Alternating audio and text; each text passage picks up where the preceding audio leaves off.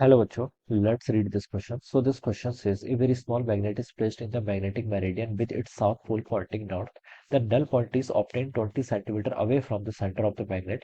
If the earth magnetic field horizontal component at this point is 0.3 Gauss, the magnetic field of the magnet, magnetic sorry moment of the magnet, magnet का आपको क्या बताना है, magnetic moment बताना है। ठीक है, तो इस क्वेश्चन का बच्चों की कॉन्सेप्ट आप क्या लिख लीजिए।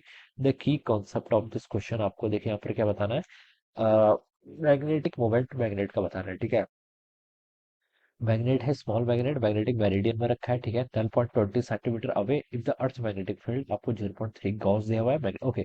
तो इस क्वेश्चन का की कॉन्सेप्ट आप magnetic field because of a bar magnet लिख लीजिए। ठीक है, magnetic field due to bar magnet लिख लीजिए या फिर मैग्नेटिक डायपोल भी लिख सकते हैं। ठीक है, दोनों सेम ही चीज है। ड्यू टू मैग्नेट लिख लीजिए, चलिए बार मैग्नेट या फिर स्मॉल बार मैग्नेट भी लिख सकते हैं। ठीक है, क्वेश्चन में स्मॉल मैग्नेट बोला गया। ठीक है, देखिए सिचुएशन ऐसा है, ये आपका कोई स्मॉल मैग्नेट है। ठीक है, स्मॉल है तो उसको स्मॉल ही ड्रॉ करना है। ठीक है, यहाँ पर देखिए एक आपका नॉर्थ पोल होगा, एक आपका साउथ पोल होगा। ठीक है, यहाँ पर आपका ये साउथ पोल है और ये आपका नॉर्थ पोल है। ठीक है, प्लस एम से नॉर्थ पोल को डिनोट करते हैं। ये इसकी एक्सिस है। ठीक है, हमसे देखिए बोला गया कि ऑन द मैग्नेटिक मेरिडियन, जो आपका मैग्नेटिक डायपोल है या फिर मैग्नेट है उसको आपने मैग्नेटिक मेरिडियन के अलोंग रखा हुआ है। ठीक है, तो ये इसकी एक्सिस हो जाएगी। ठीक है, इसके एक्सिस पर कहीं आपका नल पॉइंट लाई कर रहा है 20 centimetre away from the centre of the magnet. ठीक है, 20 सेंटीमीटर अवे, मान लीजिए यहाँ पर आपका देखिए इस मैग्नेट के कारण मैग्नेटिक फील्ड नेट इस डायरेक्शन में आएगी। ठीक है, this is the magnetic field because of this magnet. ठीक है, और यहाँ पर नल पॉइंट आ रहा है, नल पॉइंट का मतलब देखिए एक अर्थ के horizontal component of magnetic field ऐसे आ रहा होगा। ठीक है, जिसको मैं बी एच से रिप्रेजेंट कर लेता हूँ।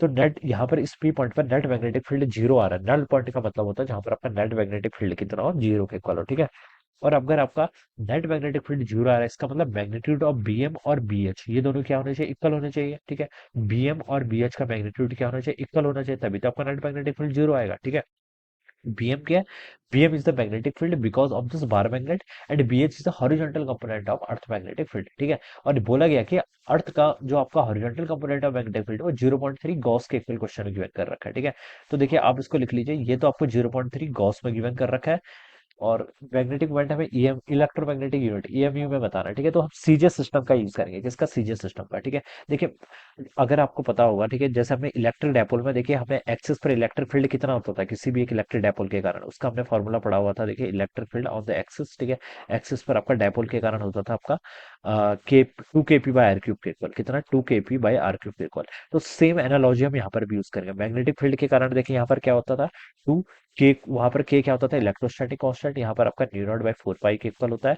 वहां पर पी डायपोल मोमेंट होता था, यहाँ पर मैग्नेटिक मोमेंट आएगा डिवाइडेड बाय आर क्यूब। तो ये आपका फॉर्मूला होता है 2 न्यू नॉट 4 पाई टाइम्स आपका एम बाई आर क्यूब। ठीक है, बट हमसे यहाँ पर गॉसियन सिस्टम में पूछा हुआ है, सीजीएस यूनिट में पूछा गया है। ऑप्शन भी देखिए हमें ईएमयू में गिवन है और मैग्नेटिक फील्ड भी आपको किसमें गिवन है, गॉस में, और डिस्टेंस भी आपको सेंटीमीटर में। तो सीजीएस सिस्टम का हमें यूज करना है। ठीक है, सीजीएस सिस्टम में देखिए आपका न्यू नॉट बाय 4 पाई की वैल्यू 1 के इक्वल होती है। ठीक है, तो आप इसको सिंपली 1 पुट कर लीजिए, 1 इंटू आपका 2m बाई आर क्यूब, ये वैल्यू कितनी आएगी, 0.3 गॉस के इक्वल हो जाएगी। ठीक है, तो ये देखिए कितना हो जाएगा, 1 इंटू 2 एम, एम की वैल्यू तो आपको बतानी है, आर, आर क्या है, डिस्टेंस, डिस्टेंस आपकी सीजीएस सिस्टम में सेंटीमीटर में होनी चाहिए जो कि है ऑलरेडी। तो उसको आप शेडिंग के लिए 2 इंटू 10 to the पावर 1 लिख लीजिए, का क्यूब कर लीजिए। ठीक है, इज इक्वल टू 0.3 कॉस, यहाँ से इतना हो जाएगा।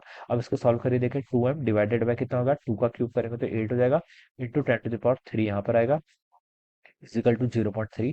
2 से इसको कैंसिल करूंगा तो 4 टाइम्स कैंसिल होगा, और यहाँ से आपकी एम की वैल्यू हो जाएगी, देखिए 0.3 इंटू 4 करूंगा तो 1.2 इंटू 10 to the पावर 3 के इक्वल। ठीक है, और ई एम यानी कि इलेक्ट्रोमैग्नेटिक यूनिट में आएगा, जिसे हम सीजीएस यूनिट बोलते हैं। तो ये इसका राइट आंसर होना चाहिए, जो कि आपका बी ऑप्शन से मैच करेगा। Alright, so this would be the correct answer. So I hope you all understood this concept. All the best and thank you so much.